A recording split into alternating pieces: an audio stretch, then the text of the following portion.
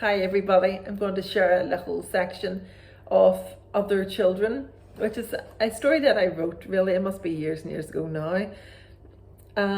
It was really in response to an article I wrote about a woman who has lived as a carer for a very, very, very long time, and in a sense she felt like her life had been hijacked by being a carer. It was a very powerful piece that I read, and it struck a chord with me as being a carer and the mother of a child who's disabled also. It really was food for thought. And when I write short stories, sometimes someone will say something and I don't quite understand it, and I want to understand it, and the thought or that sentence really sticks with me, and that very often is genesis for a short story for me.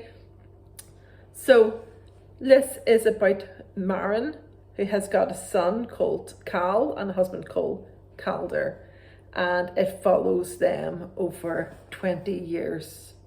So Other Children. Sweater, noun, garment worn by child when its mother is feeling chilly. Ambrose Bierce. It was in the final decade of Maren Kinsey's life when she found herself in a rich collision with madness. The morning it began, she had crashed her head off the kitchen wall. Maren had been awake for an hour already. She was feeding her son breakfast when he became antsier than usual. Maren knew that his diaper was clean. She had just seen to that, but for a reason she would never know, Cal turned and searched for the wall with those long fingers she imagined in some parallel realm, running to earth over Stravinsky's Firebird, leaving buttery comet-tails on the mimosa-coloured paint.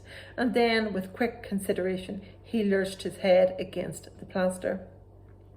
Maren tried to pull him back, but at 10 years old, Cal was strong, long, lean, slim-muscled as a rabbit, so she placed her hand between his head and the wall instead. And I'll just stop there. That is a story that can be found in Everybody's Happy, which is my second short story collection, due out in May 2021. Thank you for listening.